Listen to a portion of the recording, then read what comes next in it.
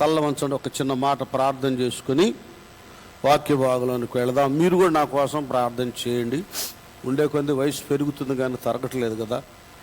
ఆరోగ్యం కావాలి, శక్తి కావాలి, అభిషేకం కావాలి, దేవుడు మాట్లాడాలి. అందరూ కూడా ప్రార్థనాపూర్వకంగా ఉండండి. పరమ తండ్రి, మీకే స్తుతులు చెల్లిస్తున్నాము నాయన. 2023 సంవత్సరం అంతా కూడా కాపాడారు. మాకు ఒక క్రొత్త సంవత్సరం, అందులో ఒక మొదటి పునరుద్ధాన దినాన్ని మాకు అనుగ్రహించారు. ఇప్పుడు వరకు మీరు పాటల్లో మహిమ తెచ్చుకున్నారు, ఆరాధనలో ఘనత కలిగి ఉంది. కీర్తన భాగంలో నుంచి దాసురాల ద్వారా మాట్లాడారు ప్రభు. చాలామంది బిడ్డలు వారు చేసిన మేళను గురించి సాక్ష్యాలు ఇచ్చారు. తిరుగా వాక్య భాగం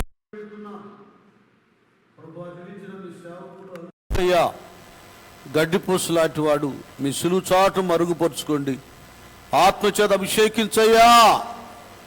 నాతో, మాతో, మా అందరితో మీరు మాట్లాడండి.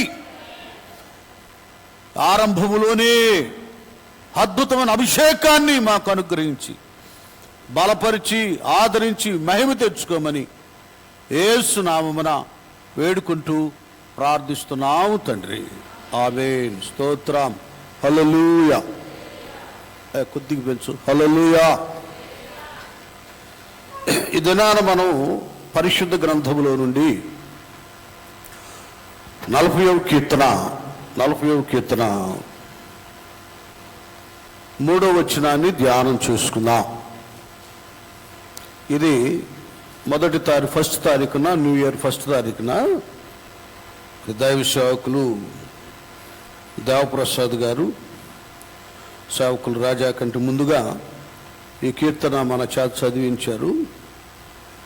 కొన్ని విషయాలు వారు మనతో మాట్లాడారు. ఇక్కడ మనం ఈ 3వ వచనంలో దావీదు గారు తనకు స్తోత్ర రూపమగు క్రొత్త గీతమును మన దేవుడు నా నోట ఉంచాను అంటున్నారు. ఇది ఏమిటంట?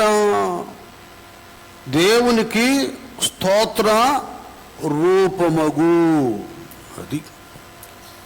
అది క్రొత్త గీతం. దేవునికి స్తోత్ర రూపమగు ఏమిటిది? ఈ స్తోత్ర రూపం ఏంటి దేవునికి? అది భక్తునికి క్రొత్త గీతముగా, పాటగా మారటం ఏంటి, ఆయన పాడటం ఏంటి? ఇది దేవునికి భక్తులకు ఉన్న బంధం, అనుబంధము, సంబంధం. భక్తుల నోటి నుండి వచ్చే కొన్ని మాటలు అవి అన్యులకి అర్థం కావు. దూరస్తులకు, వాక్యాన్ని ఎరగని వారికి, వాక్యాన్ని అనుసరింపని వారికి అవి అర్థం కావు. దావీదు గారు ఏం పలుకుతున్నా కొన్ని మాటలు, ఆయన పలికే మాటల్లో పరమార్థం కనబడుతుంది. అది ఎవరికంటే ఆత్మనేత్రాలు తెరవబడిన వాళ్ళకే అర్థమవుతాయి. స్తోత్ర రూపమగు, స్తోత్రము అంటే దేవుని స్తుతించడం, ఘనపరచడం, మహిమపరచడం.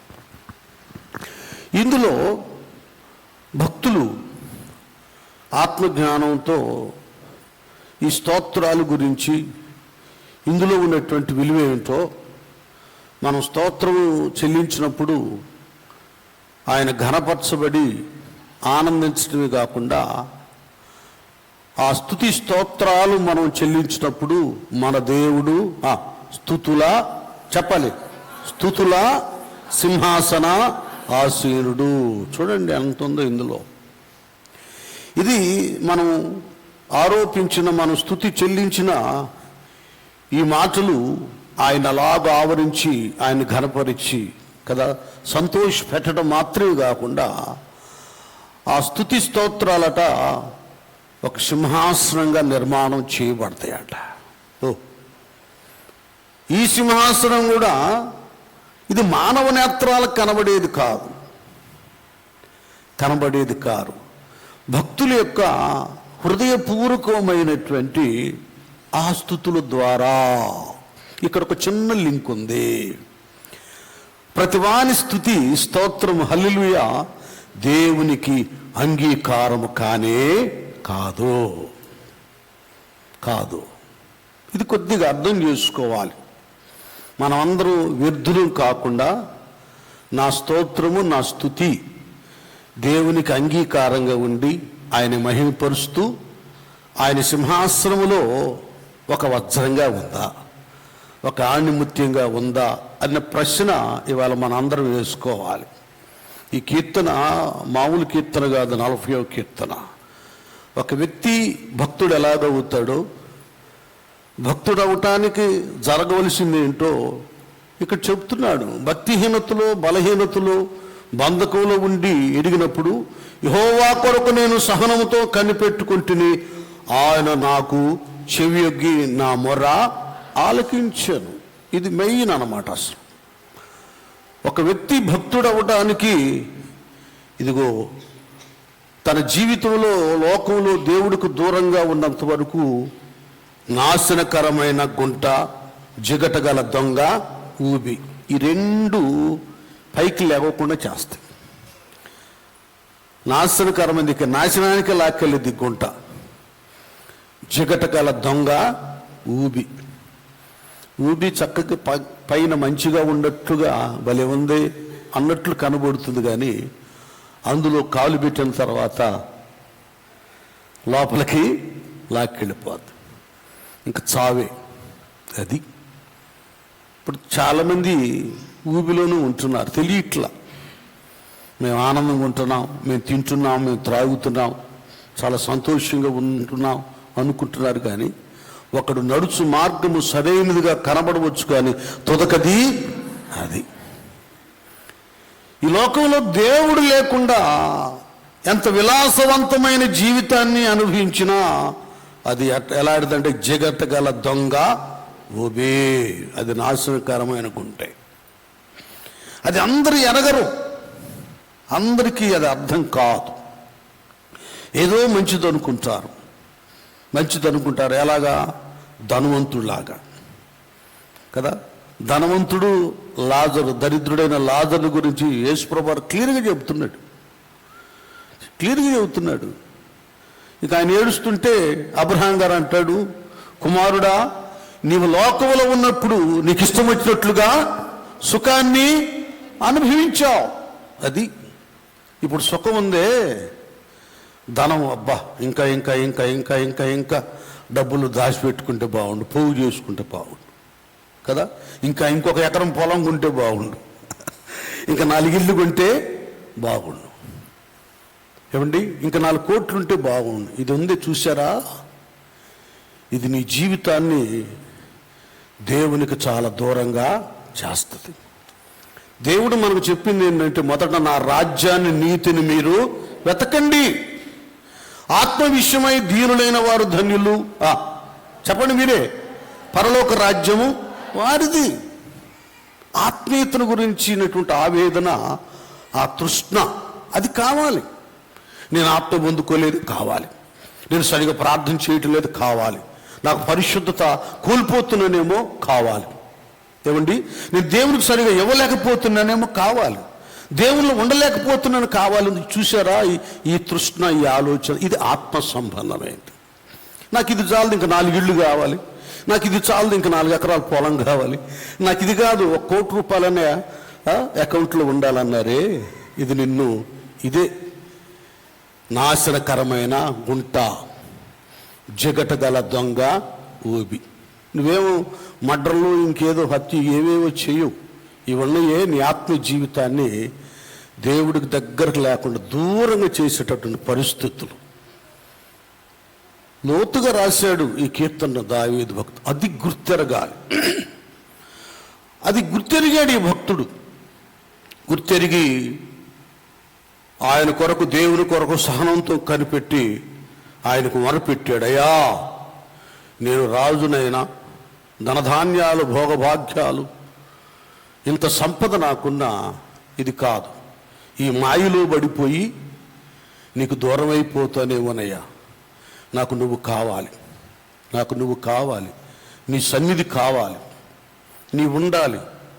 ఏదున్నా లేకున్నా నువ్వు ఉంటే చాలయ్యా, చాలు, నువ్వు చాలయ్యా, నువ్వు నాకు కావాలి అని దేవునికి మొరపెట్టినప్పుడు ఆయన జిగటగల దొంగ ఊబిలో నుండి కదా, నాశనకరమైన గుంటలో నుండి ఈ భక్తుని పైకి లేవనెత్తాడు. ఇప్పుడు చప్పట్లు పడదాం. అది ఇంత మహారాజైనా ఇప్పుడు మనశ్శాంతి వచ్చిందండి ఆయనకి. ఒకసారి నువ్వు ఇంకా మారు మనసు పొందకపోతే ఈవేళ ఒక తీర్మానానికి రా. కొద్దిగా దేవుళ్ళ బ్రతుకును నువ్వు ఆశించు, నీకు ఎంత మనశ్శాంతి ఉంటుందో అప్పుడు నువ్వే వచ్చి సాక్ష్యం చెబుతావు. అవును, దేవుడు ఎలాగ నాతో మాట్లాడాడు. ఎప్పుడైతే దేవుడు కావాలని నేను ఆశపడ్డానో నాకు ధనం మీద, ఈ లోక వైభవం మీద నాకు వెగటు కలిగింది కదా.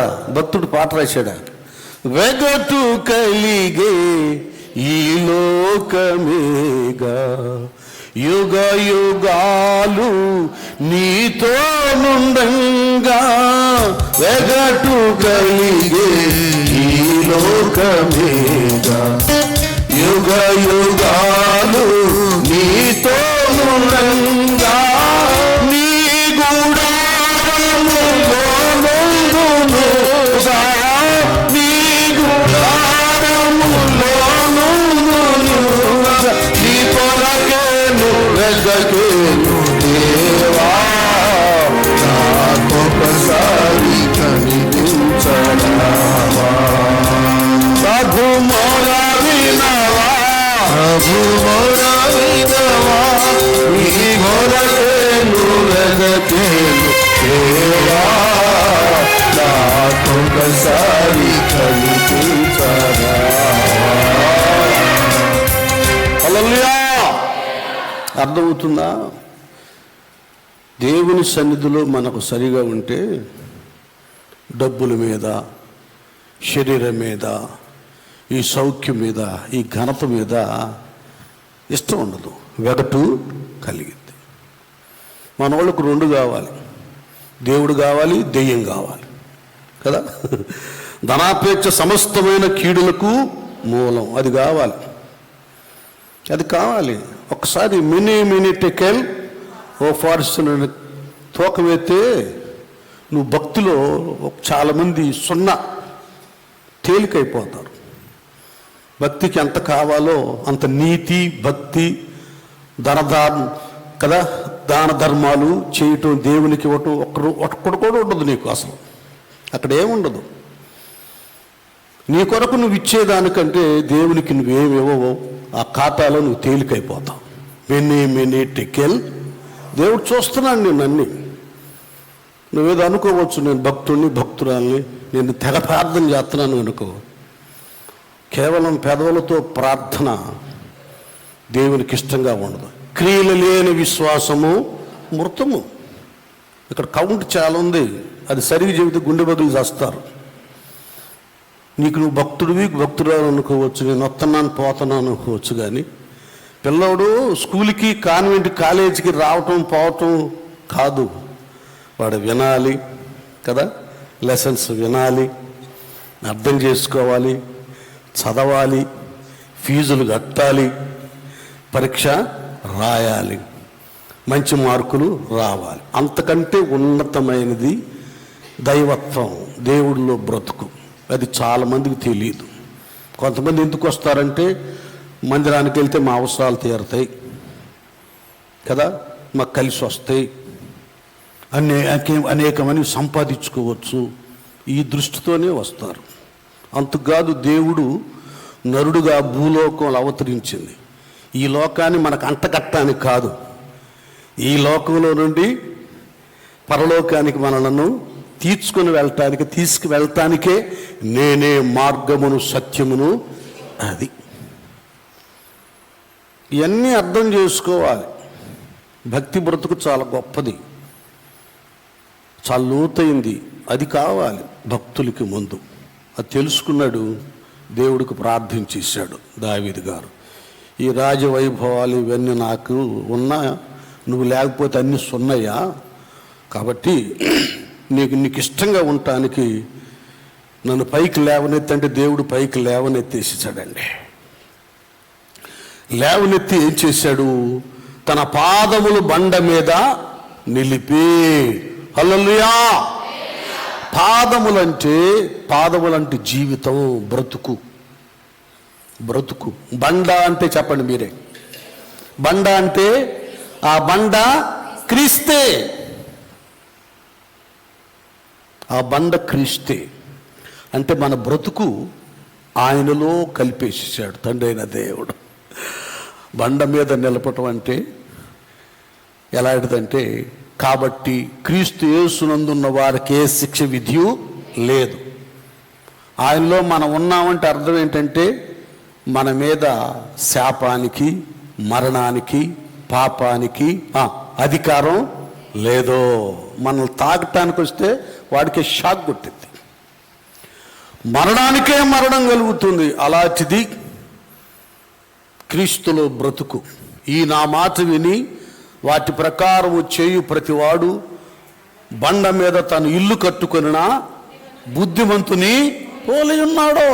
తుఫాను వచ్చింది, వరద వచ్చింది, ఇది వచ్చింది, ఎన్ని వచ్చినా కూడా ఆ ఇల్లు కదలదు. ఏమొచ్చినా కూడా మనం పాపం నుండి ప్రత్యేకించబడిన తర్వాత మళ్ళీ ఏ వ్యాపకాలు, ఏ బంధకాలు లేకుండా, ఈ ధనాపేక్ష కదా, ఆ ఆశ ఈ ఆశ లేకుండా క్రీస్తునందు ఆశ కలిగి ఉన్నప్పుడు ఆయనలో నిలబడతాం.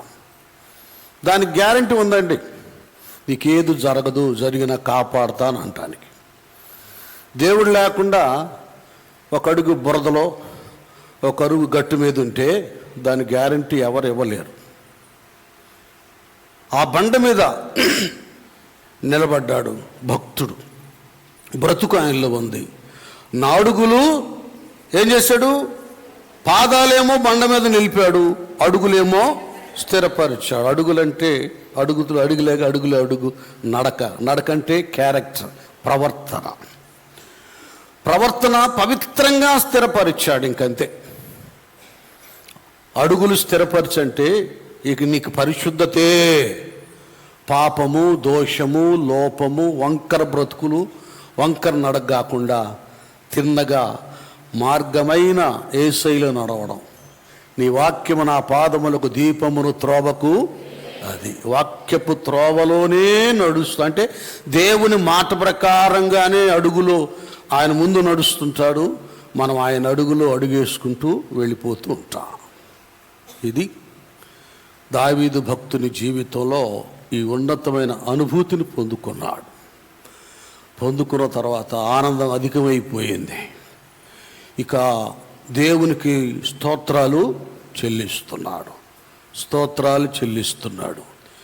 ఈ స్తోత్రములో పరిశుద్ధత ఉంది, ఈ స్తోత్రములో స్వేచ్ఛ ఉంది, స్వచ్ఛత ఉంది, ప్యూరిటీ ఉందన్నమాట. ఈ స్తోత్రములో యథార్థత ఉంది, ఈ స్తోత్రములో సమర్పణ ఉంది, ఈ స్తోత్రములో సజీవయాగంగా సమస్తాన్ని అంకితం, అర్పణ చేయటం ఉందండి. ఇది స్తోత్రం. అట్లా ఉండాలి కానీ ఇది ఎట్లా ఉండకూడదు. నన్ను ఒకసారి వెళదామా? కీర్తన 6:5 చూడండి. 6వ కీర్తన 5వ వచనం. చాలా ఉన్నాయి కానీ నీకు చెప్పను, టైంకి ముగించాలి కదా. మరణమైన వారికి, అదే మరణం అంటే ఏ మరణం? అపరాధముల చేత, పాపముల చేత చచ్చిన వాళ్ళు ఉంటారే, వీళ్ళకట దేవుని గురించిన జ్ఞాపకం లేదు. మైక్ ఇక్కడ ఒకటి. పాతాళములో, అర్థమైందా? పాతాళములో ఎవరు నీకు కృతజ్ఞతాస్తుతులు చెల్లించుదురు? అది పాతాళములో ఎవరు నీకు కృతజ్ఞతాస్తుతులు చెల్లించుదురు. మరొక కీర్తనలు అంటాడు, మన్ను నిన్ను స్తుతించునా. మన్ను దేవుని స్తుతించలేదు.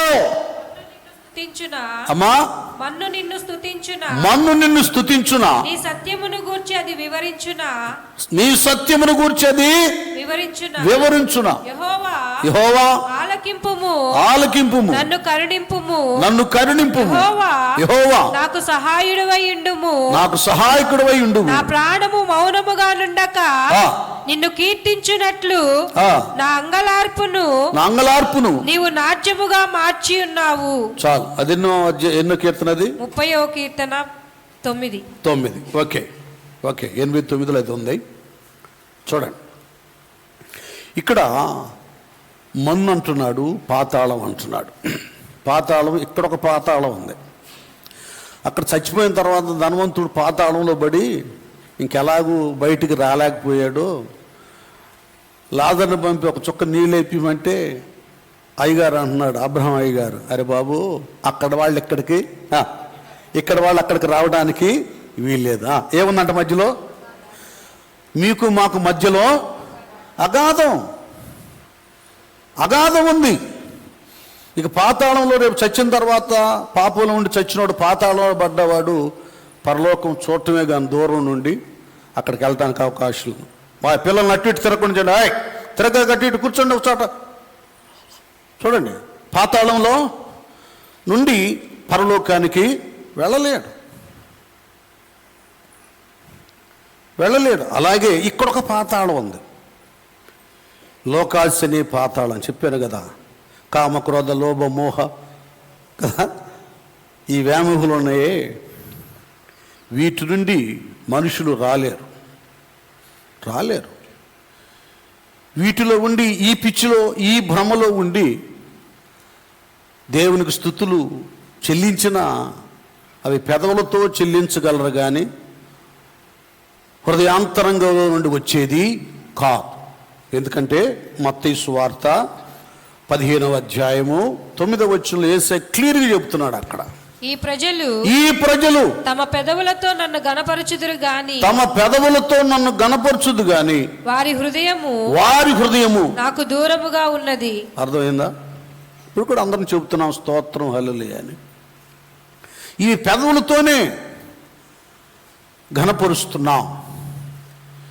ప్రతి భక్తురాలు అంటే హృదయ శుద్ధి గలవారు ధన్యులు, వారు దేవుని చూచెదరు. హృదయ శుద్ధి కలిగి కదా, నీ ఎదుట నేను పాపం చేయకుండా నీ వాక్యము నా హృదయంలో ఉంచుకొని ఉన్నా.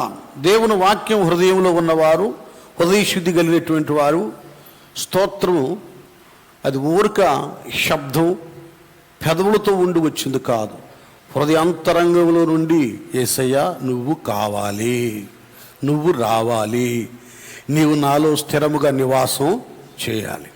ప్రేమ ఉందే, ప్రేమ కదా, భార్య భర్తలు లేక తల్లిదండ్రులు బిడ్డలు ఎలాగ ఆ పెనవేయబడిన వాడు ఎక్కడున్నాడు, ఏం చేస్తున్నాడు, వాడు రావాలి తొందరగా, డాడీ ఇంకా రాలేదేంది, మమ్మీ ఇంకా రాలేదేంది, పిల్లలు ఇది ఉందే. దీనికంటే మిన్నైనటువంటి ప్రేమ దేవుని మీద భక్తులకు ఉంటుందన్నమాట.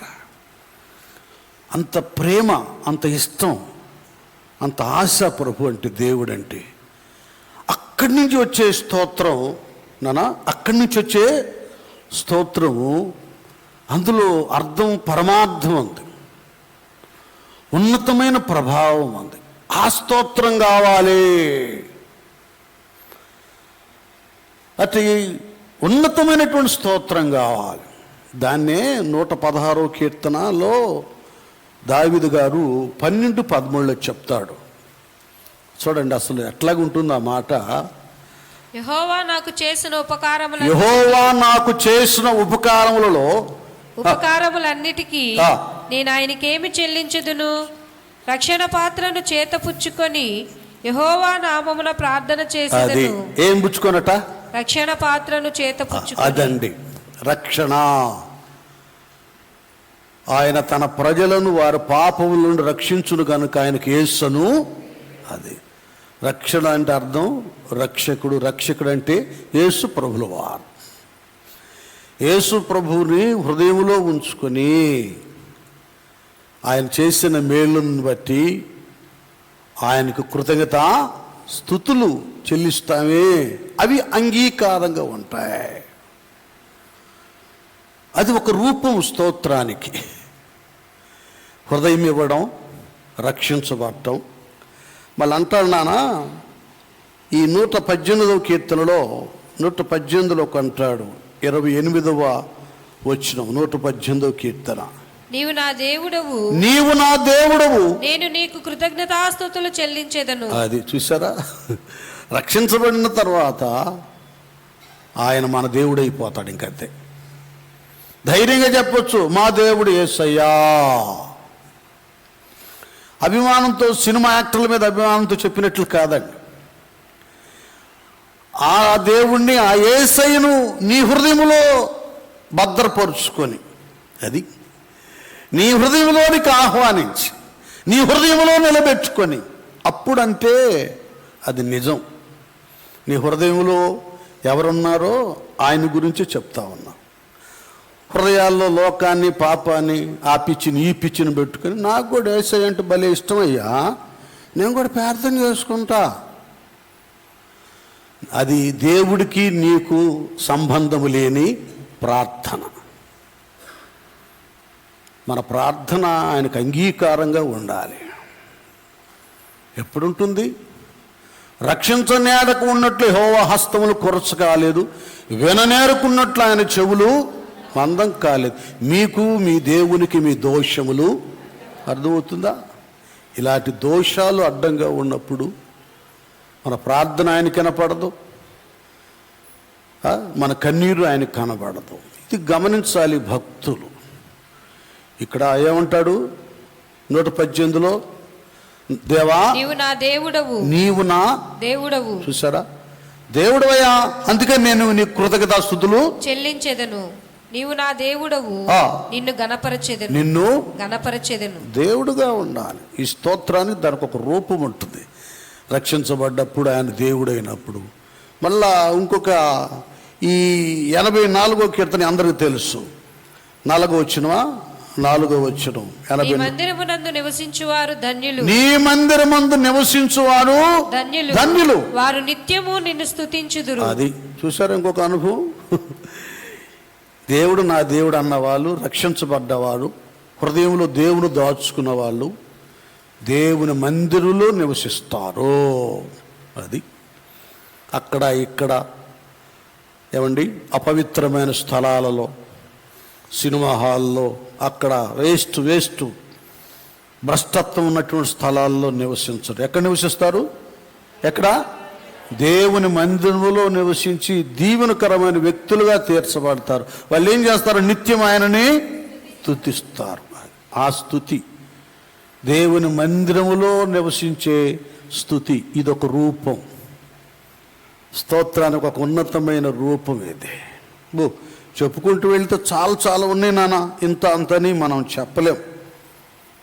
చాలా ఉన్నతంగా ఉన్నాయి స్తోత్ర రూపములు. అనేకమైన దివ్య రూపాలు కలిగి ఉండాలి. అందుకే ఇక్కడ ప్రకటన గ్రంథం 7వ అధ్యాయములో 10వ వచనం ఇక్కడ చూడండి ఎంత వండర్ఫుల్గా ఉందో. సింహాసనాసీనుడైన మా దేవునికి నా దేవునికిని గొర్రె పిల్లకును మా రక్షణకై స్తోత్రమని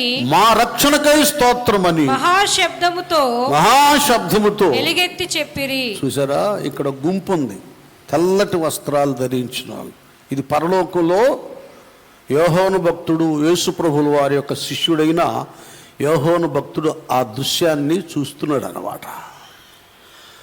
ఆ తెల్లటి వస్త్రాలు ధరించినటువంటి వారు ఏం చేస్తున్నారు?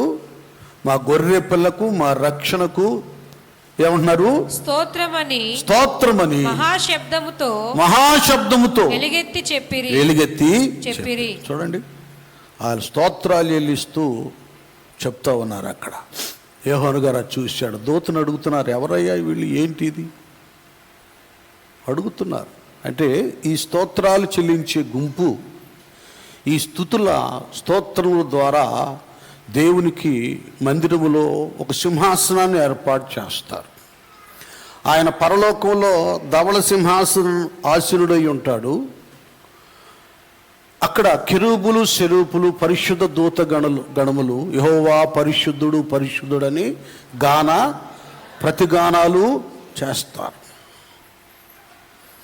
ఈ ఊహలకు అందని రాజ్యంలో ఆ వచనం తెలియకుండా వచ్చింది. కొద్దిగా పాట తీసిస్తారా? చూడండి, అక్కడ ఏం చేస్తారంటే గాన ప్రతిగానాలు చేస్తుంటారు దూతగణాలు పరలోకంలో. ఇక్కడ దూతలకు ఉన్నటువంటి ఆ పవర్, ఆ శక్తిని దేవుడు తన రక్తం చేత కడగబడి రక్షించబడి ఆయన మందిరంలో నివసిస్తూ ఆయనకు స్తోత్రాలు చెల్లిస్తున్నటువంటి వారికి దేవుడు ఆ యొక్క భాగ్యాన్ని ఇచ్చాడు. అంటే భక్తుల యొక్క స్తోత్రాలు అదృశ్య రూపుడైనటువంటి దేవునికి ఒక సింహాసనాన్ని ఏర్పాటు చేస్తున్నాయి. గట్టిగా చప్పట్లు కొడదాం. దూతలు ఎలా కనబడరో, దేవుడు ఎలా కనిపించడో, ఆ సింహాసనం మన స్తుతుల సింహాసనం అది అందరి నేత్రాలకు కనబడేది కాదు. ఆశ్చర్యకరమైన దేవుడు ఒకవేళ మన మనోనేత్రాలు తెరిస్తే తప్పక ఆ దృశ్యం మనకు కనబడుతుంది. గట్టిగా ఇంకోసారి గట్టిగా అందరు చప్పట్లు. దేవుడికి స్తోత్రాలు. అది ఎందుకో తెలియకుండానే ఒక 25 సంవత్సరాల క్రితం ఇదిగో ఈ పాట దేవుడు ఆ ప్రేరణ ఇచ్చాడు. మహిమ గీతములు దూతలు పాడ, మధుర గానములు భక్తులు పాడ. మహిమ గీతములు దూతలు పాడ, మధుర గానములు భక్తులు పాడ. మాట భాష భేదమే లేదు, మాట భాష భేదమే లేదు. అందము చందము నీ రాజ్యమందు, వెలుగు మహిమ నీ రాజ్యమందు.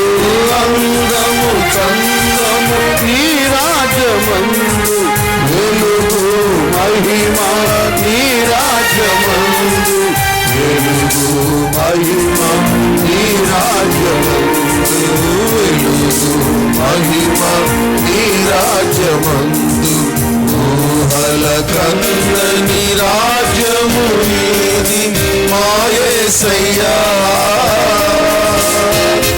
ఏ కన్నులు గాంచనిది. మహోన్నతమైనది మహిమా రాజ్యమది, మహోన్నతమైనది మహిమా రాజ్యమది. అందము చందము నీ రాజ్యమందు, వెలుగు మహిమ నీ రాజ్యమందు. అందము చందము నీ రాజ్యమందు, వెలుగు మహిమ నీ రాజ్యమందు. వెలుగు మహిమ నీ రాజ్యమందు, వెలుగు మహిమ నీ రాజ్యమందు. వెలుగు మహిమ నీ రాజ్యమందు. హల్లెలూయా. ఇది స్తోత్ర రూపము. అంటే అతడు ఆత్మనేత్రాలతో ఆత్మ విధానముతో ఒక చక్కటి రూపాన్ని దేవుని కొరకు ఏర్పాటు చేశాడు. ఆ స్తోత్రముతో ఆయనకి చేరువయ్యాడు, ఆయన దగ్గరకు చేర్చుకున్నాడు. నా ప్రభువుని నిలబెట్టకూడదని ఆ స్తుతిలో సింహాసనాన్ని ఏర్పాటు చేశాడు. ఇంత అర్థం పరమార్థం ఉంది.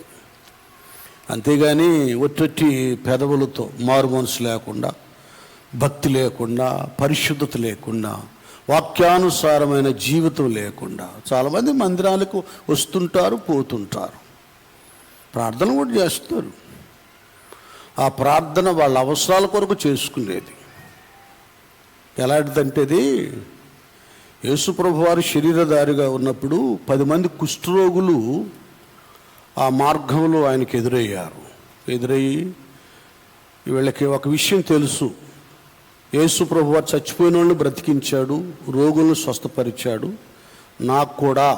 మాకు కూడా ఈ కుష్ఠరోగాన్ని బాగు చేస్తాడు, స్వస్థపరుస్తాడు, శుద్ధులుగా చేస్తాడు. అది కొంతమంది విశ్వాసం ఇంతవట్టుగా ఉంటుంది.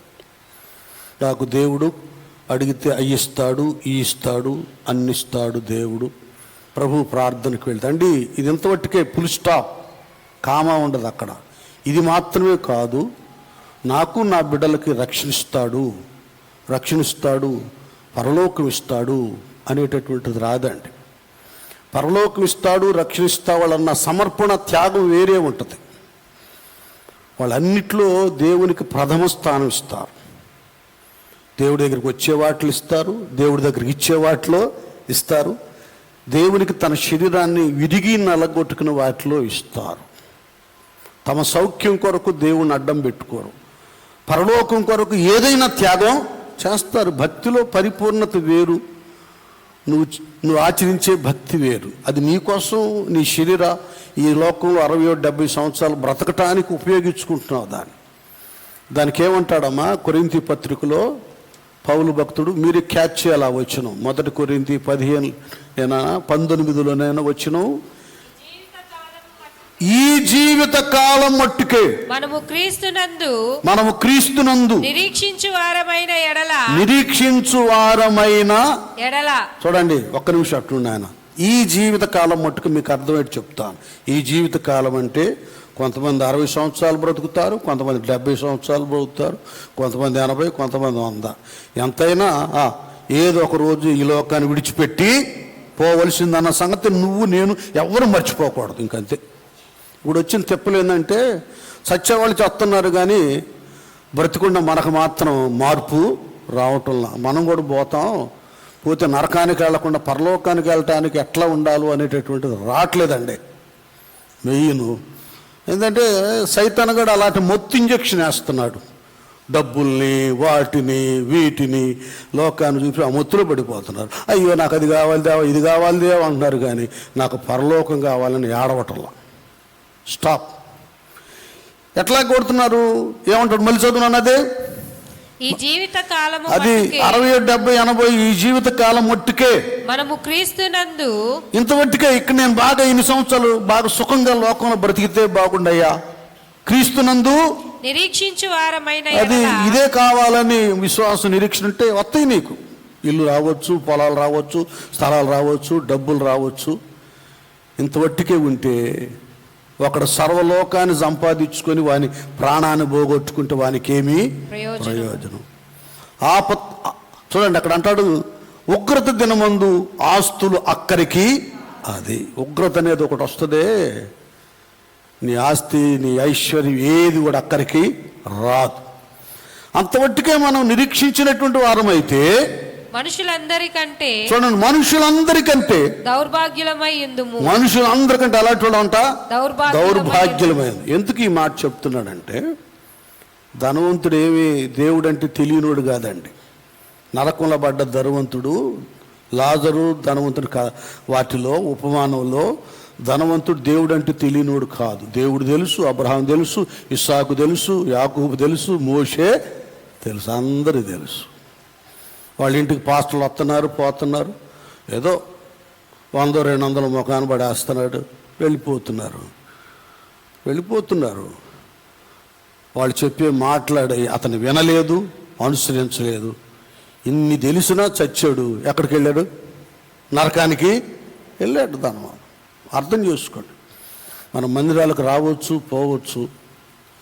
దేవునిలో బ్రతకవలసిన బ్రతుకు మనకు సరిగా లేకపోతే, దేవుణ్ణి కేవలం ఇక్కడ బ్రతకటానికే, ఇందులో ఈ లోకంలో 60-70 సంవత్సరాలే ఈ బ్రతుకు చాలే, ఇంతవరకు మాకు సౌఖ్యంగా ఉంటే చాలే అనేటటువంటి నమ్మికే నీకుంటే ఒక రోజు రాబోతుంది అసలు ఈ భూమి ఆకాశమే కాల్చబడుతుంది, లయమైపోతుంది. దీనికే దిక్కు లేదు. దీన్ని ఆధారం చేసుకొని ఇక్కడ సౌఖ్యం కొరకు ఆశపడుతున్న వ్యక్తులకి ఎక్కడ దిక్కుంది? అక్కడ పరలోకం దొరకదు. ఇంత ప్రయాస, ఈ ప్రార్థనలు, 40 రోజులు ఉపవాసాలు ఎందుకుంటున్నాం? 31 రాత్రి అంతా నిద్రాహారాలు లేకుండా ఎందుకు కొట్టుకున్నామంటే, చనిపోయిన తర్వాత మేము పరలోకం వెళ్ళాలి. నీ రెండవ రాకుడు వస్తే మేము ఎత్తబడి మధ్యాకాశంలో నేను, నా భార్య, బిడ్డలు జీవించాలి. అది మన పిల్లల కొరకు చదువులు, ఉద్యోగాలు, వాహనాలు, వస్తువులు, ధనం మాత్రమే కాదు, వాళ్ళ రక్షణ కొరకు నువ్వు ప్రయాసపడితేనే నీకు సక్సెస్. గ్రాండ్ సక్సెస్ ఏంటంటే ఎప్పుడు మన పిల్లలు రక్షించబడతారో అదే గ్రాండ్ సక్సెస్. విజయవంతమైన జీవితం కుటుంబములు అదే. అంత ఆతృత ఏ తల్లిదండ్రులకు ఉందండి? ఏ తల్లిదండ్రులకు ఉంది? లేదు. చాలా శూన్యంగా ఉంది ప్రార్థనలకు వచ్చేవాళ్ళ బ్రతుకులు కూడా. బిడ్డల కొరకు ఆశ పట్ల కన్నీరు విడవటంలా, అయ్యా వాడు చదువు ఉంటే ఎంత, లేకపోతే ఎంతయా, వాడు చచ్చిపోతే నరకానికి వెళ్ళకూడదయా, వాడు రక్షణ పొందుకోవాలి అనేటటువంటిది రావాలి. అంత ధీమాగా ధైర్యంగా మాట్లాడినాయని యెహోషువ, ఎవరు సేవించినను సేవించకపోయినను నేనును నా ఇంటి వారును యెహోవాను. అది నీ ఆసక్తిని బట్టి దేవుడు ఇస్తాడు. నువ్వేం కేవలం డబ్బులు అడుగుతున్నావు, లోకం అడుగుతున్నావు, కానీ నీ బిడ్డల రక్షణ నువ్వు అడగట్లా. అక్కడికి ఏం లేకపోయినా పర్లేదయ్యా, నువ్వు కావాలి అని గోజాడు ఇస్తాడు. ఇప్పుడు మన సంఘంలోని అంటే వాళ్ళని పొగట్టలేదు, డబ్బా కొట్టలేదు, బిడ్డలు ఉన్నారు. వాళ్ళు ఎవరండి? డాక్టర్లండి, ఇంజనీర్లండి. ఆ పిల్లలందరూ బాప్తీసాలు పొంది రక్షించబడి దేవుని సన్నిధిలో సాక్షులుగా నిలబడుతున్నారు. దానికి అర్థం ఉంది, పరమార్థం ఉంది, ఆనందం ఉంది. సేవకులుగా మాకు, మిగతా సేవకులకి పెద్దలకి పర్వాలేదు. వాళ్ళు కేవలం ఈ లోక సంబంధమైన ఆశీర్వాదం మాత్రమే కాకుండా వాళ్ళని పరలోకం కొరకు కూడా సిద్ధపరిచాం. జీవగ్రంథంలో వాళ్ళ పేర్లు వ్రాయబడ్డాయి. రేపు దేవుడి దగ్గర నిలబడ్డా బలా నమ్మకమైన మంచి దాసుడు, వాడు మారితే మారకపోతే ఏందిలే, నా చందా నాకు వస్తుంది అనుకుంటే అక్కడ చాలా అనుభవించాల్సి వస్తుంది. ఒక్కోసారి ఇలా కఠినమైన బోధలు బోధించకపోతే, గద్దించకపోతే రేపు దేవుడి దగ్గర మేము లెక్క అప్పగించాలి. ఇది ఇది రియల్, ఇది నిజమైందన్నమాట ఈ సువార్త. ఇవేదేదో సంపాదించుకొని బిడ్డలకి నీకు సరైన రక్షణ భక్తి లేకపోతే లోకంలో ఉన్నటువంటి అవిశ్వాసుల కంటే కూడా దౌర్భాగ్యురాలు అయిపోతావు, దౌర్భాగ్యులు అవుతావు. ఇంకంతే. ఈ పిచ్చి పిచ్చి ఏడుపులు అక్కడ చల్లవు. ఆ ఏడుసేదేది ఇప్పుడే మనం ఏడవాలి వాళ్ళ రక్షణ కొరకు. సరే, ఈ 10 మంది దగ్గరికి వెళదాం. ఈ 10 మంది ప్రభువారు స్వస్థపరుస్తాడు, మమ్మల్ని కూడా కుష్ఠరోగం బాగు చేస్తాడు అన్న నమ్మకం భేష్, మంచిదే. వెళ్ళారు, ఎదురొచ్చారు. ఎదురొచ్చి యేసు ప్రభువా మమ్ము కరుణించుమని కేకలు వేసిరి. చూడండి, కరుణించుమని ఏం చేశారు? కేకలు వేశారు. ఆయన వారిని చూచి మీరు వెళ్ళి మిమ్మును యాజకులకు కనపరుచుకొనుడని. అదే, మీరు వెళ్ళిపోయి తక్కువంటే ఆయన చేయలా. ఎవరు దేవుడు యాజకులుగా ఏర్పాటు చేసుకున్నాడో ఆ పాస్టర్ల దగ్గరికి కనపరుచుకొనుడని, వాళ్ళకి వెళ్ళి మీ శరీరాలు కనపరుచుకోండి వారితో చెప్పాను. వారు అలాగ వెళ్ళుచుండగా శుద్ధులైరి. గట్టిగా చప్పట్లు కొడదాం. అది వాళ్ళ దేవుడు బలహీనతో చెప్తున్నాడు, నువ్వు దేవుడి దగ్గరికి వచ్చావు, ప్రార్థన సమయంలో నీ వ్యాధి ఏంటో, బాధ ఏంటో ప్రభు చెప్పుకో. ఇంకంతే, చెప్పుకో. కుష్ఠరోగుల్ని బాగు చేశాడు, నీ సమస్య తీర్చలేడే ఏంటి? తీరుస్తాడు ఆయన. అది అప్పుల పాలైనా, అల్లరి పాలైనా, నష్టమైన, కష్టమైన చేస్తాడు. ఆ ఛాయిస్ ఉంది దేవుని దగ్గర. దానికి మించినటువంటి భాగ్యం రక్షణ భాగ్యం. ఇది మాత్రమే కాకుండా అది కూడా మనం కోరుకోవాలి. వాళ్ళు ఏమయ్యారు? అలా వెళ్తుంటే వారు వెళ్ళుచుండగానే వాళ్ళకి స్వస్థత కలిగింది. వారిలో ఒకడు తనకు స్వస్థత కలుగుట చూచి, ఇదండి అసలైన స్తోత్రం. అతనికి స్వస్థత కలుగుట చూచి గొప్ప శబ్దముతో దేవుని మహిమపరచుచు తిరిగి వచ్చి ఆయనకు కృతజ్ఞతాస్తుతులు చెల్లించుచు ఆయన పాదముల యొద్ద సాగిలపడెను. అదండి నిజమైన స్తోత్ర రూపం. అంటే ఏంటంటే, ఎక్కడ మేలు దీవెన పొందుకున్నామో అక్కడ దేవుని సంధికి వచ్చి ఆయన పాదాల దగ్గర పడి ఆయనకు కృతజ్ఞతాస్తుతులు చెల్లించి దేవుని మహిమ పరచటం. గట్టిగా చప్పట్ల దేవునికి స్తోత్రం. అది ఇప్పుడు ఎవరు వస్తున్నారట? ఒకళ్ళు వచ్చినా కూడా అంత కృతజ్ఞత ఎవరుకుంటుందండి? కొంతమంది వస్తున్నారు, కొంతమంది రాకుండా వెళ్ళిపోతున్నారు. ఇక్కడ ఇది మాత్రం, ఇట్లాంటి కృతజ్ఞత మాత్రం దేవునికి చెల్లించడం లేదు.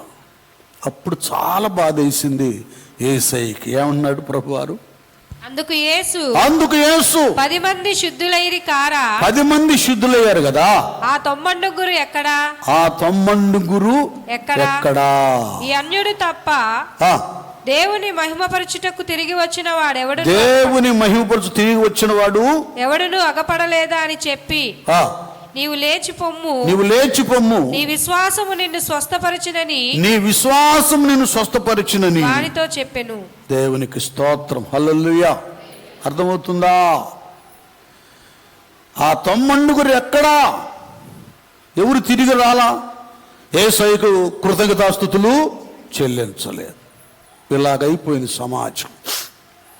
ఈ ఒక్కడే వెతుక్కుంటూ ప్రభు ఎక్కడున్నాడో, ఎక్కడ బోధ చేస్తున్నాడో, ఎక్కడ ప్రసంగం చేస్తున్నాడో, ఎక్కడ అద్భుతాలు చేస్తున్నాడో అని ఎత్తుకుంటూ వెళ్ళిపోయి ఈ స్వస్థత పొందుకున్న కుష్ఠరోగి ఆయన పాదాలు ఎగిరిపడి ఆయన కృతజ్ఞతాస్తుతులు చెల్లించాడు. ఇది కావాలి. ఇదొక ఉన్నతమైన రూపం ఆ స్తోత్రానికి. ఇవన్నీ తెచ్చాడు, రూపం తెచ్చాడు, కళ తెచ్చాడు, కాంతి తెచ్చాడు. ఇలాంటి మనసుతో ఉన్న వారి స్తోత్రాలనే దేవుడు అంగీకరిస్తాడు. ఆ స్తుతుల స్తోత్రాల మీదే ఆయన ఆసీనుడు అవుతాడు. ఒట్టొట్టిగా పెదవులతో హల్లెలూయా అని కేకేసినా, ఏం చేసినా ఆయన ప్రత్యక్షం కాడు, అందులో ఆసీనుడు కాడు. ఇది భక్తులు గుర్తెరగాలి. ఎలాగ చెల్లిస్తున్నాం మనం? ఇది ఆచారంగా వెళ్ళాలా? ఆచార స్తోత్రాలా? బలవంతపు స్తోత్రాలా? వాళ్ళు చెబుతున్నారుగా నేను చెప్పకపోతే బాగాదని కదా? అనుకూల స్తోత్రాలా? ఏదో తాత్కాలిక ఆనందంతో దేవుడు నాకు ఇచ్చేసాడు కదా స్తోత్రాలా? భౌతిక ఆనంద స్తోత్రాలు, లౌకిక ఆనందపు స్తోత్రాలు, ఇవన్నీ కూడా సింహాసనాన్ని నిర్మాణం చేయవు. ఒక స్తోత్రానికి ఒక ఉన్నత రూపాన్ని కలిగించవు. అవన్నీ నువ్వు హృదయపూర్వకంగా దేవుని దగ్గర రక్షించబడి దేవునికి అంగీకరించి ఆయన అడుగు జాడల్లో నడిచి ఆయనకు స్తోత్రాలు చెల్లిస్తావి, తిరిగి వచ్చి ఆ స్తుతి మీద ఆసీనుడవుతాడు. దేవునికి స్తోత్రం, హల్లెలూయా. ఇలాంటి లింకే యెషయా గ్రంథం 38వ అధ్యాయంలో నేను ముందు చెప్తాను, మీరు చివర స్తుతులు సంగతి చివరి వచనాలు మీరేం చదువుతారంటే 15 నుంచి మీరు చదవండి. ఇది చిన్నగా చెప్పేస్తాను, మన టైం అయిపోద్ది. హిజ్కియా అనబడేటటువంటి ఈ యోధా రాజు దావీదు భక్తుని ఫాలో అయ్యాడు, ఆయన అనుసరించాడు. దావీదు భక్తుని యొక్క జీవిత చరిత్ర అంతా అదే. యోధా గోత్రం నుండి వచ్చినాడు కదా, అదంతా తెలుసుకున్నాడు. ఆయన బాల్యం నుండి యెహోవా ధర్మశాస్త్రం నందు ఆనందిస్తూ దానిని దేవారాత్రములు ధ్యానం చేసినవాడు. రోజుకు 3 సార్లు ప్రార్థన, 7 పర్యాయాలు స్తోత్రాలు. ఇవన్నీ కూడా ఎరిగాడు. అంత మాత్రమే కాకుండా అతడు రాజైన దేవుణ్ణి మళ్ళీ వెండి బంగారాలు ఇంకొక రాజ్యం కావాలని అడగలేదు వరం. ఏమడిగారు? ఆయన ప్రసన్నతను చూస్తూ దేవుని ఆలయములో చిరకాలము ఆయన మందిరములో నివసించాలి, నా జీవిత కాలం అంతా నా దేవుని మందిరములో నేను ప్రార్థనతో ధ్యానముతో ఉండునట్లుగా అది నాకు వరమయ్యా అని అడిగాడు దావీదు. ఇవన్నీ గమనించాడు. హిజ్కియా రాజు అయిన తర్వాత, రాజు అవడమే ఏం చేశాడంటే ఈ భక్తుడు చక్కగా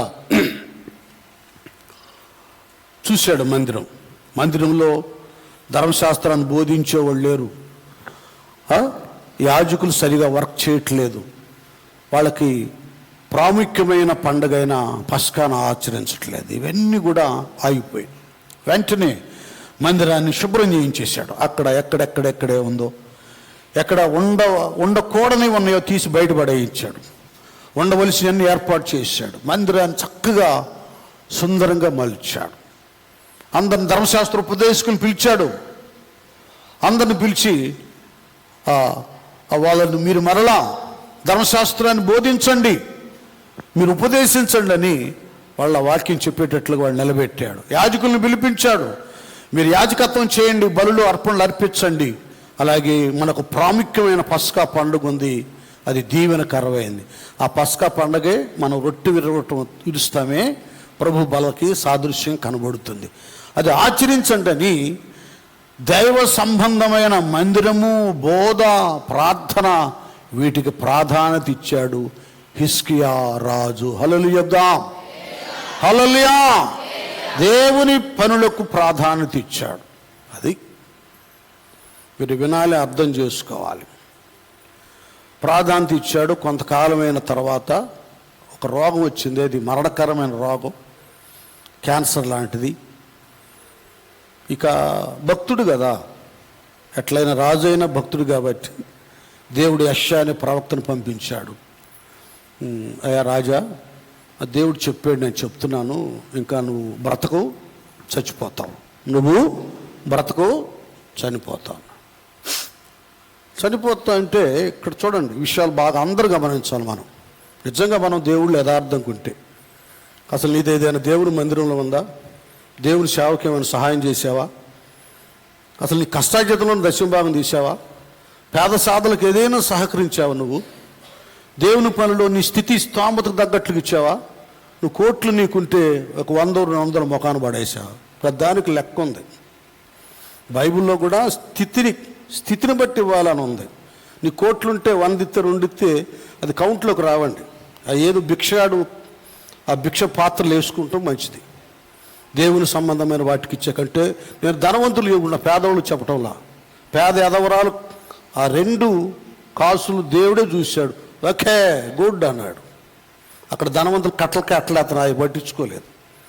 ఇచ్చేది కూడా జిడ్డు పిసనారితనం తెవుగా, అక్కడ అంత దరిద్రం ఇంకొకటి లేదు. ఇక్కడే కాదు, రేపు పరలోకి వెళ్తే నీకేముండదు అక్కడ. కానీ కొద్దిగా అది కూడా ఆలోచించండి. మన స్థితిని స్తోమతను బట్టి వెళ్ళాలి. దేవుడికి ఇచ్చే విషయంలో కూడా పిసనారితనంగా దరిద్రంగా ఉండకూడదు. దేవుడి దగ్గర చాలామంది దరిద్రులు ఉన్నారు, అన్నిట్లో ఎంతనా ఖర్చు పెడతారు, దేవుడి దగ్గరికి వచ్చేలేకే లెక్కలు వేసుకుంటారు. చాలా తప్పు అది. ఆ తప్పును మీరు సరి చేసుకోండి.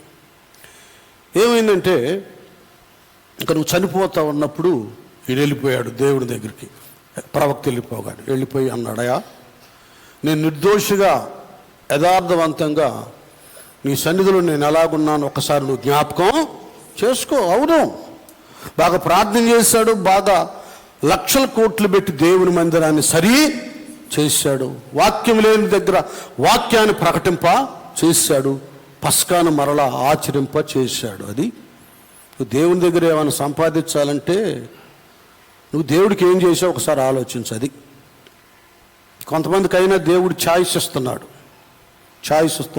తర్వాత అన్నా తెలుసుకుంటారని ఛాయిస్ ఇస్తున్నారు. నువ్వు లోకం కొరకు, నీ కొరకు ఎన్ని కోట్లు ఖర్చు పెట్టావో, దేవుని కొరకు ఎంత ఖర్చు పెట్టావు. నువ్వు విశ్వాసి కాబట్టి చెబుతున్నావు. అదే ఏ విశ్వాసి? పరలోకం ఉంది, అక్కడ నివాసాలు ఉన్నాయి, పరలోకంలో జీవజలం ఉంది, పరలోకంలో జీవవృక్షం ఉంది, పరలోకంలో ధనం ఉంది అనేటట్టు నమ్మిక ఉందే వాళ్ళకే చెబుతున్నాను. నేను ఏదో నా అవసరాన్ని కొరకు వస్తున్నాను, ఇష్టం ఉంటే వస్తుందా లేకపోతే లేదు అన్న వాళ్ళకి నేను చెప్పట్లేదండి. నీ ఇష్టం, అది నీ ఇష్టం, అది యువర్ విల్ లా అన్నట్టు నీ ఇష్టమే నీకు చట్టం, దానికి మేము చెప్పటం లేదు. దేవుడు కావాలి, పరలోకం కావాలి, అక్కడ కూడా నాకు నివాసం కావాలి, అక్కడ కూడా నాకు ఘనత కావాలి. నా తండ్రి అంటే అనేక నివాసములు కలవు, లేని ఎడల నేను మీతో చెప్పుదును. ఒకడు వచ్చాడు ధనవంతుడు, బోధకుడా నిత్య జీవానికి వారసులు అవ్వడం నేనేమి చేయాలన్నాడు. ధర్మశాస్త్రం అది చిన్నప్పటి నుంచి నాకు తెలుసు. ఇక్కడ చూడండి అటు చెప్పాడు తెలియగా. ధర్మశాస్త్రం తెలుసు, వాక్యం తెలుసు, అట్లాగా బతుకుతున్నట్లుగా బ్రతుకుతున్నాడు. ఎట్ట చూశాడు, వాళ్ళు డబ్బులు గలా గలా కనపడుతున్నాయి.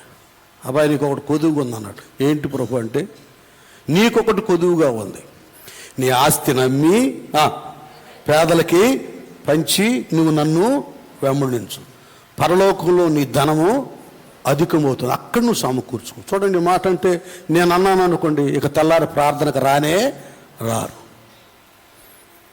వస్తారా? ఆడు కూడా రాలా ప్రార్థనకి, ముఖాన్ని చిన్నబుచ్చుకుని వెళ్ళిపోయాడు. అంటే నేను పరలోకం వెళ్ళాలి అన్న వారికి మాత్రమే చెబుతున్నానండి. లేదు, నేను ప్రార్థనకు వచ్చి నా సమస్యలు తీరితే చాలన్నవాడు నేను చెప్పటంలో. మీ ఇష్టం అది. ఇది విమర్శ కాదు, మీ దగ్గర నుండి దేవుడు ఆశించేది కాదు. ఇక్కడ ఒక నియమము కట్టడం ఉంది. ఆ నియమాన్ని నేను దైవ నీతిని నియమాన్ని మీకు బోధిస్తున్నాను. దైవరాజ్య వారసులు కావాలంటే ఇతడు చేశాడు. హిజ్కియా దేవుని కొరకు ఎంతో త్యాగం చేశాడు. ఒకసారి ఆ ప్రార్థన చదువుతావా? చూడండి, ఇప్పుడు అడుగుతున్నాడు, దేవుని దగ్గర కమాండ్ చేస్తున్నాడు. అతడు తన ముఖమును గోడ తట్టు తిప్పుకొని యెహోవా యథార్థ హృదయుడనై సత్యముతో నీ సన్నిధిని నేనెట్లు నడుచుకొంటినో నీ దృష్టికి అనుకూలముగా సమస్తమును నేనెట్లు జరిగించితినో కృపతో జ్ఞాపకము చేసుకొనుమని కన్నీళ్లు విడుచుచు యెహోవాను ప్రార్థింపగా. చూసారా? జ్ఞాపకం చేసుకోండి. నిన్ను జ్ఞాపకం చేసుకుంటున్నారు. నువ్వేం చేసావు దేవుడికి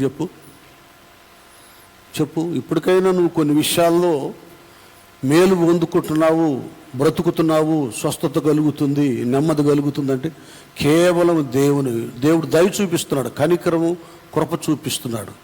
అక్కడ నువ్వు దేవునికి ఒరగబెట్టింది ఏమీ లేదు. దేవుని సేవకు ఒరగబెట్టింది ఏమీ లేదు. దేవుని మందిరానికి ఒరగబెట్టింది ఏమీ లేదు. ఎవరికి వాళ్ళు ప్రశ్న వేసుకుంటే చాలామంది అదే కనపడతారు. ఒక విషయం మొత్తం గుర్తుపెట్టుకోండి. దేవుడు తన సేవ కొరకు, తన ఆలయం కొరకు కొందరు వ్యక్తుల్ని ఏర్పాటు చేసుకుంటాడు. వాళ్ళని పొగట్టం కాదు, కానీ సందర్భాన్ని జ్ఞాపకం చేసుకుంటున్నాం. శ్యాంబాబు గారు ఉన్నారు, మిలిటరీలో మొన్న అంత మట్టికి పెట్టుకుని రిటైర్డ్ అయిపోయారు. వేకల బాబు గారు అల్లుడు అన్నమాట. నేను వాస్తవం చెప్పాలిగా ఆయన మీద ఎప్పుడు గొప్ప దృష్టి నేను పెట్టుకోలేదు. ఆయన మాత్రం దేవుని మీద దృష్టి పెట్టుకున్నాడు. చర్చి నిర్మాణం అప్పుడు పాస్టర్ గారు రండి అని ఫోన్ చేశాడు. కొద్దిగా మందిరానికి అండి అని ఫోన్ చేస్తే ఏదో ఒక 5,000 ఒక 6,000 ఇస్తాడని వెళ్తే నేను దేవుని మందిరం చూశానండి. అబ్బా చాలా పని ఉంది, దానికి చాలా ఖర్చు ఉంది. 50,000 ఇచ్చేసాడండి. ఫోన్పేలో 50,000 కొట్టేశాడు. కొన్ని విషయాలు చెప్తున్నాను నేను. ఇప్పుడు డాక్టర్లు ఉన్నారు, ఇప్పుడే స్టైఫండ్ వచ్చింది. ఒక ఆమెకి జీతం వచ్చింది, ప్రీతి కమలకి 35,000 కారు కొరకు అనగానే కారు నాకు జ్ఞాపకం వచ్చింది. సువార్త కొరకు లేదు, ఒక బొలోరో వాహనం తీసుకోవాలని ఆశ ఉంది. ఇచ్చిందా? మరి రాజా ప్రార్థన పెట్టించి తన పెద్ద కుమారుడు ప్రేమ్ సమయల్ స్టైఫండ్లో మొట్టమొదటిది 60 కంటే తక్కువ వచ్చినాయి, 60,000 ఇచ్చేశారు. అక్కడికి 95,000 అయిపోయా. నిన్న మన దగ్గర రక్షణ పొందుకున్న అమ్మాయి మనీషా అని స్టైఫండ్ వచ్చింది అన్నయ్య అని వాళ్ళ అమ్మ ఒక 10,000 రూపాయలు, 105,000 రూపాయలు వాహనానికి దేవుడు సిద్ధపరిచాడు. ఇది గట్టిగా చప్పట్లు కొడదాం. ఇచ్చేసాం. కారు కొరకు ఏర్పాటు చేశాం. ఒక 4 లక్షలు కట్టి 11.5 12 లక్షలు ఉంటుంది బొలోరో ఆ వ్యాను. అది కొనాలనుకుంటున్నాం, ప్రార్థన చేయండి. ఇలాగ దేవుడు ఇసుకేలాగా కొందరిని ఏర్పాటు చేసుకుంటాడు. ఇన్ని 100 మంది వస్తుంటే వేళ మీద లెక్క పెట్టుకోవచ్చు అండి. దశమ భాగాలు ఇచ్చే వాళ్ళని వేళ మీద లెక్క పెట్టుకోవచ్చు. ఒక 15 మంది 20 మంది ఉంటారు. అందరు ఇవ్వటం లేదు కదా. అందరు ఇవ్వకపోయినా దేవుడు తన పనిని మాత్రం కుదువా చేయటం లేదు. ఎవరిని ప్రేరేపించాలో, ఎవరిని నిలబెట్టుకోవాలో, ఎవరికి ఘనత ఇవ్వాలో, ఎవరికి మహిమ ఇవ్వాలో, ఎవరిని తమ గ్రంథంలో రాసుకోవాలో సహకారులుగా వారు నిలబెట్టుకున్నాడు. అవి జరిగిపోతాయి. నీకంతే ఒక్క క్షణం చూడండి. ఒక్క నెలే ప్రార్థన చేశారు వీళ్ళందరూ. స్క్రీన్ కావాలయ్యా, పైన కనపట్టలేదు సేవకులు, అదంతా ఏర్పాటు చేయాలని ప్రార్థన చేశారు. స్టార్టింగ్ మంజిరి దేవప్రసాద్ మిస్సెస్ లెక్చరర్ అని వాడికి ఎప్పుడుకో 5 నెలలకు 10 నెలలకు ఇస్తారు శాలరీ. దశమ భాగం ఇచ్చి 10,000 ఇది కెమెరా కొరకండి, కింద స్క్రీన్ కొరకండి. ఇక స్టార్ట్ అయిందండి ఇవ్వడం, రాజాకి చేయటం. 77,000 వచ్చేసి అది మొత్తం 82,000 ఖర్చు అయింది. ఇంకా 5,000 ఆ మిగతా 5,000 నేను ఇచ్చేస్తానయ్యా అన్నాను. చెప్తున్నా, దేవుడు తన పని ఆయన ఆపడు, అది ఆగదు. అది నేను చెప్పేది ఏంటంటే, మీరెందుకు దేవునికి ఇచ్చే ఆశీర్వాదాలు సంపాదించుకోకూడదు? మీరెందుకు దేవుని దగ్గర దరిద్రులుగా పిసునారులుగా ఉండాలి? నీకు దేవుడు ఏం తక్కువ చేశాడు? 1కి 3 అంతలు 4 అంతలు పొందుకున్న వ్యక్తులు కూడా ఉన్నారు. మీరెందుకు దేవుని దగ్గర దరిద్రత చూపిస్తున్నారు అని దేవుడు ఇవాళ మాట్లాడుతున్నాడు. అలాగెందుకు ఉండాలి? ఏదైనా ఉగ్రత దినమందు ఆస్తులు అక్కడికి రావు, ఆపదలో ఉగ్రతలో రావు. నువ్వు చేసిన ధర్మకార్యాలు ఉన్నాయే, అక్కడ అంటాడు, కొన్నేళ్ళు నీ ధర్మకార్యములను నీ ప్రార్థన దేవుని సంధికి జ్ఞాపకార్థంగా చేరిని. ఏం ధర్మం చేసావు నువ్వు చెప్పు? ఏం ధర్మం చేసావు? నీకు ఎప్పటికప్పుడు పరకడిపే డబ్బు పిచ్చి. నా వరకు నాకుంటే చాలు అనుకుంటున్నావు. పేదలు ఉన్నారు, దేవుడి పని ఉంది, దేవుని సేవ ఉంది, మందిరం ఉంది. వీటిని గురించి ఏనాడైనా నువ్వు ఆలోచించావా? ఈ ఆలోచన కూడా మనకు కావాలి. మన కుటుంబాల గురించి మనం ఎలాగ ఆలోచిస్తున్నామో, మనం ఎలాగ లోటు లేకుండా నా కుటుంబం ఉండాలని కోరుకుంటున్నావో, నీ సంఘ కుటుంబం, నీ దేవుని కుటుంబం విషయంలో కూడా ఈ శ్రద్ధ కావాలని దేవుడు ఈరోజు మాట్లాడుతున్నాడు. మరణకరమైన గడియల్లో నేను ఎలాగ నీ సన్నిధిలో ఉన్నానో ఒక్కసారి నువ్వు జ్ఞాపకం చేసుకోమని ప్రార్థన చేస్తున్నాడు. ఏంటండి అది? అంత ఉందా నీ దగ్గర? దేవుడి దగ్గర అడగటానికి దమ్ము, ధైర్యం ఉందా? ఒకవేళ ఏడుస్తావేమో, ప్రార్థన చేస్తావేమో. కేవలం పెదవులతో ప్రార్థన చేసేవారు కాదు, చేతులతో సహాయం చేసేవాడు కావాలి. శ్లోకం ఉందిగా, పెదవులతో ప్రార్థించువారు కన్నా, ప్రార్థించు పెదవుల కన్నా సహాయం చేసే చేతులు మిన్న. ఈ కన్నా అనేదే, ప్రార్థన మాత్రం మానగాకండి. ప్రార్థన చేయాలి, సహాయం చేయాలి. మనకు లింక్ ఏం పెట్టాడంటే యాకోబయ్య, క్రియలు లేని విశ్వాసము మృతము. నీ సహోదరుడు ఆకలిగొని ఉంటే, అయ్యో ఆకలి కొన్నావని పిచ్చి పిచ్చి కపటపు మాటలు, వేషధారణ మాటలు మాట్లాడకూడదంట. వస్త్రహీనుడైతే అయ్యో వస్త్రహీనంగా ఉండవా, ఏదైనా కప్పుకోయి అంటాం కాదు. కప్పుకుంటానికి నువ్వు కొనియాలి వస్త్రం. రాత్రి మనోళ్ళు ఒక 25 బ్లాంకెట్స్ తీసుకెళ్ళి ఆ ప్లాట్ఫారం దగ్గర, రైల్వే స్టేషన్ దగ్గర, బస్ స్టాండ్ దగ్గర పడుకున్న వీళ్ళ మీద వేసి వచ్చారు. ఏమండి, ఈ కొన్ని ఉన్నాయి, కొంతమంది గుండె పగిలిపోద్ది. ప్రార్థనలు కూడా రారు. ఇక ఏంది డబ్బులు అంటున్నారు. డబ్బులు నాకెందుకు, నీ డబ్బులు, నేను కోటేశ్వరుని అయితే ఎందుకు అంటున్నానంటే ధీమాగా ఆయన నన్ను పిలుచుకున్నాడు, మీరు కాదు పిలిచింది. ఆయన పిలిచాడు, సృష్టికర్త. ఏలియాకి కాకుల చేత ఆహారం పంపినప్పుడు నేను మూలకి వెళ్ళినా కూడా దేవుడు నాకు అన్ని ఇచ్చేస్తాడు. మాకు ఆ విశ్వాసం ఉందండి, ఆ ధైర్యం ఉంది నా దేవుడి మీద. ఎందుకంటే నేను కూడా సత్క్రియలు చేశాను. ఎన్నో దాన ధర్మాలు, పేద సాధలకు, పెళ్ళిళ్ళకు, ఆలయ నిర్మాణాలకు ఇచ్చాను. సందర్భం కాబట్టి చెప్తా ఉన్నాను. నా దేవుడు దరిద్రుడు కాదు, నన్ను పిలిచినవాడు గొప్పవాడు. హిజ్కియా ధైర్యంగా చేశాడు. వెంటనే అద్భుతం దేవుడు. నన్ను ఈ వచ్చిన చదివేసి మనం ముగించుకుందాం. ఈ 38వ అధ్యాయం 15 నుంచి చదవండి. నేనేమందును ఆయన నాకు మాట ఇచ్చెను, ఆయనే నెరవేర్చెను. నాకు కలిగిన వ్యాకులమును బట్టి నా సంవత్సరములన్నీయు నేను మెల్లగా నడుచుకొందును. ప్రభువా వీటి వలన మనుషులు జీవించుదురు, వీటి వలననే నా ఆత్మ జీవించుచున్నది. నీవు నన్ను బాగు చేయుదువు, నన్ను జీవింప చేయుదువు. మిక్కుటమైన ఆయాసము నాకు నెమ్మది కలుగుటకు కారణమాయెను. చూసారా, నాకు నెమ్మది కలుగుటకు కారణమాయెను. నీ ప్రేమ చేత నా ప్రాణమును నాశనమును గోతి నుండి విడిపించితివి. అది అయ్యా, నా ప్రాణాన్ని దేని నుండట? నాశనకరమైన గోతి నుండి విడిపించితివి. నెక్స్ట్, నీ వీపు వెనుక తట్టు నా పాపములన్నీయు నీవు పారవేసితివి. పాతాళమున చూడండి, పాతాళమున నీకు స్తుతి కలుగదు, నీకు స్తుతి కలగదు. మృతి నీకు కృతజ్ఞతాస్తుతులు చెల్లింపదు, మృతి నీకు కృతజ్ఞతాస్తుతులు చెల్లింపదు. సమాధిలోనికి దిగువారు, సమాధిలోనికి దిగువారు నీ సత్యమును ఆశ్రయించు, నీ సత్యమును ఆశ్రయించరు. ఆశ్రయించరు. అంతేనా? సమాధిలోనికి దిగువారు నీ సత్యమును ఆశ్రయించరు. అది సమాధిలోనికి దిగువారు నీ సత్యాన్ని. పాతాళం నీకు స్తుతి కలగదు, మృతి నీకు కృతజ్ఞతాస్తుతి. అంటే పాపంలో ఉన్నవారు, నరకానికి సిద్ధపడిన వారు దేవునికి స్తుతులు చెల్లించలేరు అని దీని అర్థం. అంత మాత్రమే కాకుండా సజీవులు సజీవులే కదా, నిన్ను స్తుతించుదురు, ఈ దినమున నేను సజీవుడనై స్తుతించుచున్నాను. అదే దేవునికి స్తోత్రం. హల్లెలూయా. తండ్రులు కుమారులకు నీ సత్యమును తెలియచేతురు. యెహోవా నన్ను రక్షించువాడు. దేవునికి స్తోత్రం. హల్లెలూయా. చూసారా, బ్రతికాడు, చచ్చేవాడు 5 సంవత్సరాలు 15 సంవత్సరాల ఆయుష్ పొడిగించబడితే ఆ ఆనందంతో తెలియజేస్తున్నాడు.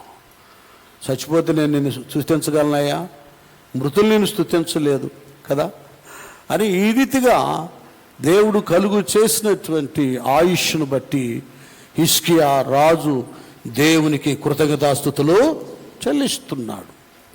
చూసారా, ఇప్పుడు అందరం కూడా హిజ్కియా గారి గురించి చెప్పుకుంటున్నాం. ఆయన యథార్థతను బట్టి, దైవ కార్యాలు చేసిన దాన్ని బట్టి చనిపోతున్న వాడిని కూడా దేవుడు బ్రతికించాడు, 15 సంవత్సరాల ఆయుష్ పొడిగించాడు. కనుక ప్రియ దేవుని బిడలారా, స్తోత్ర రూపము, స్తోత్రానికి ఒక ఉన్నతమైన, మన స్తోత్రాలకి దావీదు స్తోత్రములో రూపం వచ్చినట్టుగా రావాలి. స్తోత్ర రూపముకు ఏం పడది? క్రొత్త గీతమును దేవుడు, అది క్రొత్త గీతాన్ని ఇచ్చాడు. ఈ క్రొత్త సంవత్సరములో స్తోత్ర రూపముకు క్రొత్త గీతము నీ నోట రావాలి. ఇంకా నువ్వు మారు మనసు పొందకపోతే, బాప్తీసం పొందకపోతే, నీ జన్మ కర్మ పాపాలు రహస్యంగా ప్రభు పాదాల దగ్గర ఒప్పేసుకో. ఆయన క్షమిస్తాడు, నీ హృదయాన్ని పవిత్రపరుస్తాడు. నమ్మి బాప్తీసం ముందు రక్షించబడతావు. ఇక పాత పాట పాతి పెట్టేస్తావు, కొత్త పాట పాడతావు. అమ్మో, ఇంక అట్లాగా నేను చేయను, అలాగ నేను ఉండను, అలాగ నేను మాట్లాడను, నేను ప్రభువుకు ప్రార్థన చేసుకోవాలి, ఇట్లా పవిత్రంగా ఉండాలి. ఇది క్రొత్త గీతం. చప్పట్లు కొడదాం దేవుని స్తోత్రం. హల్లెలూయా. అలాగే విశ్వాసుల అయిన మన జీవితంలో కూడా రక్షించబడ్డాం, సేవ చేస్తున్నాం. కానీ త్యాగం లేని సేవ, క్రియలు లేని భక్తి. ఏమండి, క్రియలు లేని భక్తి, దాన ధర్మము చేయనటువంటి దరిద్రపు భక్తి. ఏమండి, దేవుని దగ్గర సన్నిధిలో, మందిరంలో సరిగా గడపనటువంటి పరిస్థితి, ఆత్మీయ సోమర్తనం, ప్రార్థన లేమి, ఉపవాసాలు లేని బ్రతుకు, ఇలా కొన్ని ఉన్నాయి.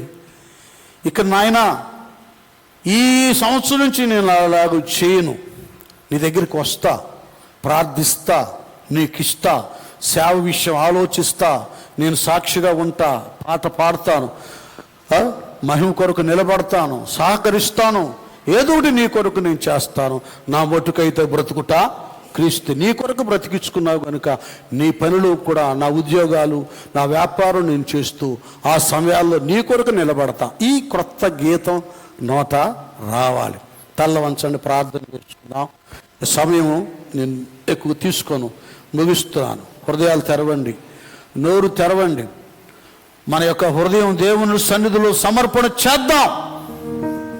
చాలా విషయాల్లో మనం దౌర్భాగ్యం అయిపోయాం, పిసనారులం అయిపోయాం. ఏమండి, చాలా విషయాల్లో మనం లేమిడి చూయిస్తున్నాం దేవుడి దగ్గర. దేవుడేమో మనకు అందిస్తున్నాడు, మనమేమో ఆయన దగ్గర ప్రార్థించే స్థితి, ఉపసించే స్థితి, ఇచ్చే స్థితి వచ్చేసరికి అక్కడ శూన్యంగా కనపడుతున్నాం. మన లెక్క తక్కువైపోతుంది. ఒకసారి పరిశీలన చేసుకుందాం, హృదయం తెరుద్దాం.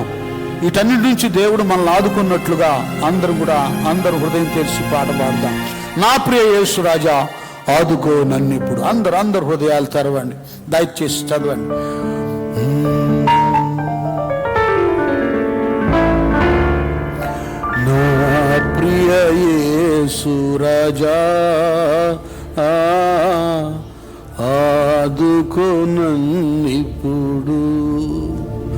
నా ప్రియ యేసు రాజా ఆదుకొనన్నిప్పుడు శోధనలో వేదనలో నీవు వీడి పోనీయకు శోధనలో వేదనలో నీవు వీడి పోనీయకు కలుషితమగు ఈ లోకం మెదలెను నా కన్నులలో కలుషితమగు ఈ లోకం కదలెను నా కన్నులలో మరణ శరీరపు మారులే మెదలెను నా హృదయములో శరీరపు మారులే మెదలెను నా హృదయములో కల్వరిలో ఆదరించు ఆదరించు ఆదరించు నా ప్రియ యేసు రాజా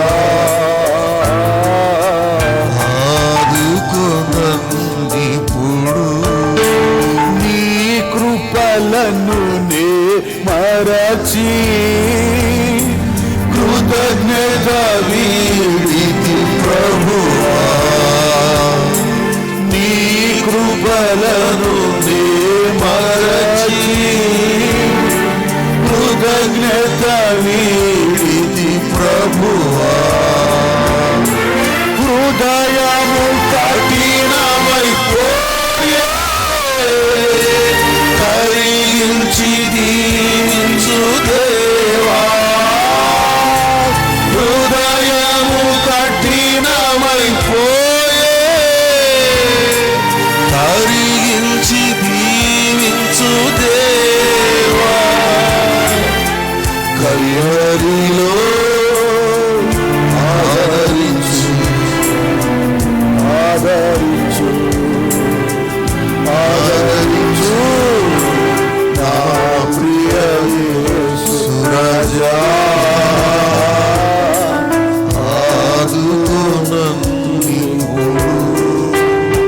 ప్రార్థించుకుందాం. అందరలాగూ ప్రార్థన పరమ తండ్రి మీకే స్తోత్రాలు చెల్లిస్తున్నాం.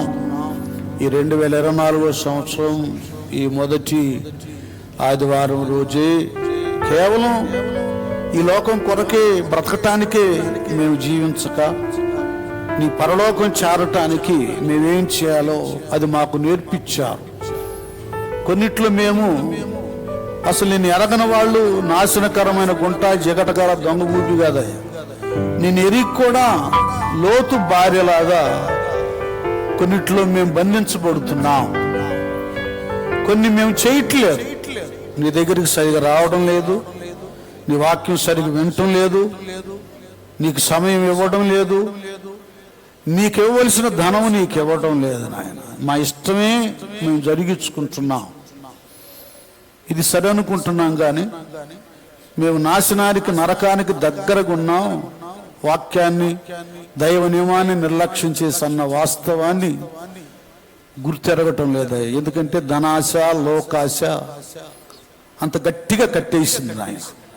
ఆ కట్లు తెంచేసి నీ కొరకు ఎలాగ బ్రతకాలో ఆ బ్రతుకును మాకిచ్చి అయ్యా నీ రాకడ కొరకు రాజ్యం కొరకు మమ్మల్ని మా కుటుంబాన్ని సిద్ధపరిచి మీరు మహిమ తెచ్చుకోండి. యేసు నామమున వేడుకుంటూ ప్రార్థిస్తున్నాము తండ్రి. ఆమేన్.